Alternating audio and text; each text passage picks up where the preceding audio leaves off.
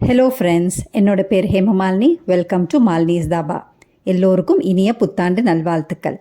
இன்றைக்கி நம்ம சேனலில் குழந்தைங்க விரும்பி சாப்பிடக்கூடிய சன்னா மசாலா எப்படி செய்கிறதுனா பார்க்க போகிறோம். வழக்கமாக நம்ம செய்கிற சன்னா மசாலா மாதிரி இல்லாமல் இதை ரொம்ப டேஸ்ட்டாகவும் ரொம்ப ஆரோக்கியமாகவும் இருக்கும்.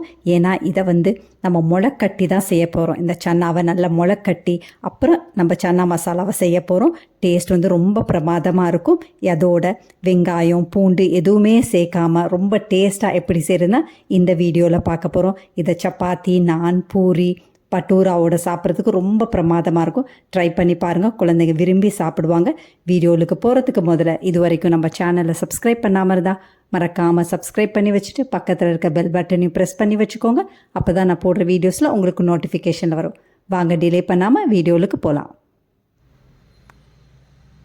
இன்றைக்கி நம்ம முளைக்கட்டிய சன்னா, அதாவது கருப்பு கொண்டக்கடலையில் தான் மசாலா செய்ய போகிறோம். அதுக்கு 1 கப் அளவுக்கு சன்னாவை எடுத்து நல்லா கழுவிட்டு 8 மணி நேரம் ஊற வச்ச பிறகு தண்ணியெல்லாம் வடிச்சிட்டு ஒரு துணியில் போட்டு அப்படியே மூட்டை கட்டி வச்சுருங்க.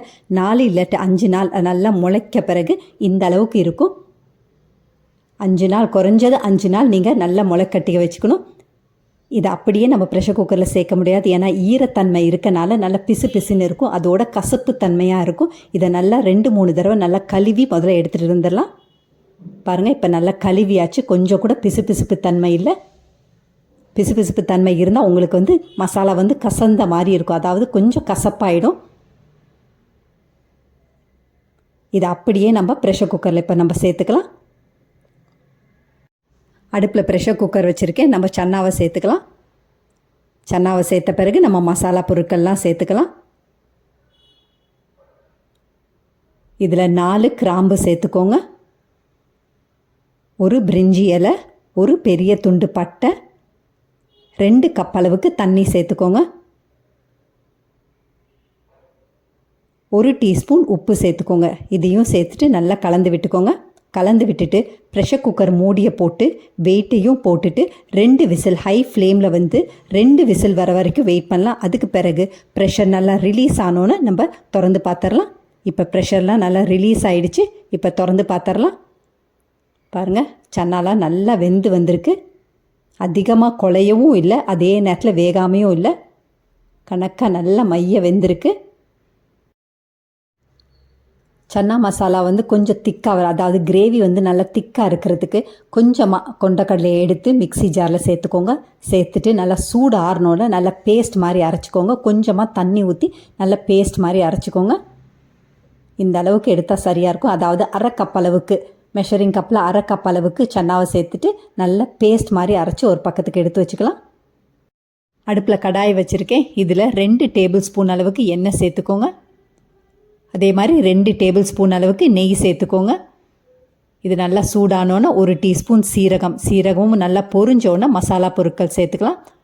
இன்றைக்கி நம்ம கடையில் வாங்கின சன்னா மசாலா போட போகிறதில்ல, வீட்லேயே உள்ள பொருட்களை வச்சு தான் நம்ம மசாலா செய்ய போகிறோம். அதுக்கு 1/4 டீஸ்பூன் மஞ்சத்தூள், 1 டீஸ்பூன் மல்லித்தூள், 1 டீஸ்பூன் மிளகாய்த்தூள், 1 டீஸ்பூன் காஷ்மீரி மிளகாய்த்தூள், 1 டீஸ்பூன் ஆம்ச்சூர் பவுடர், 1 டீஸ்பூன் சீரகத்தூள், 1 டீஸ்பூன் கரம் மசாலா, 1/4 டீஸ்பூன் பெருங்காயத்தூள். இது எல்லாத்தையும் சேர்த்துக்கோங்க.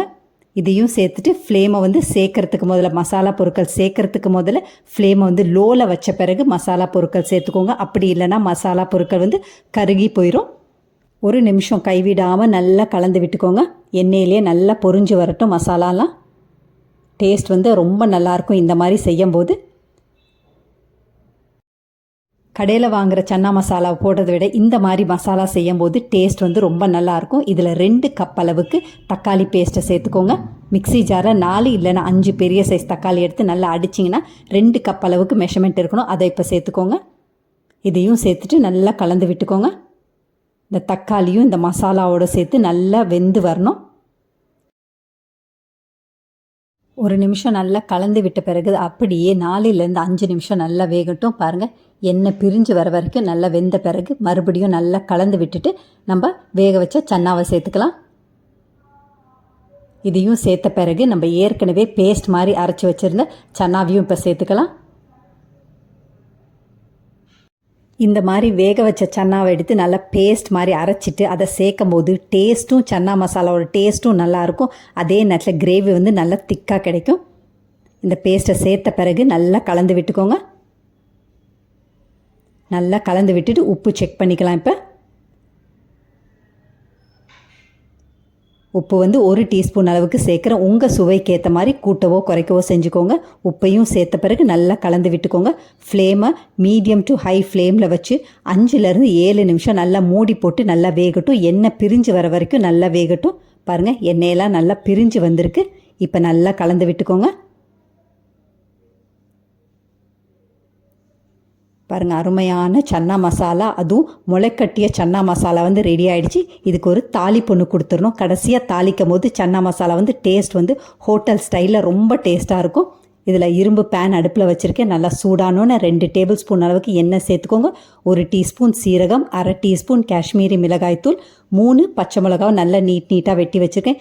இஞ்சி வந்து பெரிய துண்டு இஞ்சியை நல்லா நீட்டாக வெட்டி அதையும் சேர்த்துக்கோங்க. இதெல்லாம் நல்லா பொரிஞ்சோன்னு சன்னா மசாலாவில் சேர்த்துக்கலாம். இந்த மாதிரி செய்யும் போது டேஸ்ட் வந்து ஹோட்டல் ஸ்டைலில் ரொம்ப நல்லாயிருக்கும்.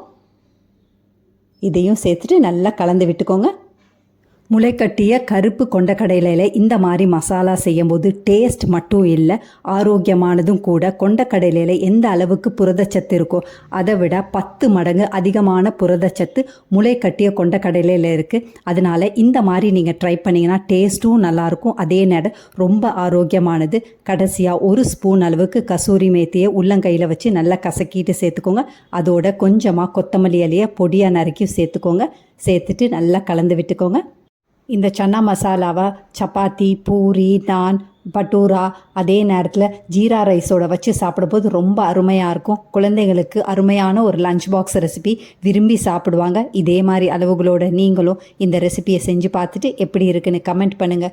பிடிச்சிருந்தா இந்த ரெசிபியை உங்கள் ஃபேமிலி ஃப்ரெண்ட்ஸோட ஷேர் பண்ணுங்கள், லைக் பண்ணுங்கள், சேவ் பண்ணி வச்சுக்கோங்க. இந்த மாதிரி ஆரோக்கியமான ரெசிபிஸ் வேணும்னாலும் மறக்காமல் நம்ம சேனலை சப்ஸ்கிரைப் பண்ணி வச்சுக்கோங்க. தேங்க்ஸ் ஃபார் வாட்சிங் ஃப்ரெண்ட்ஸ்.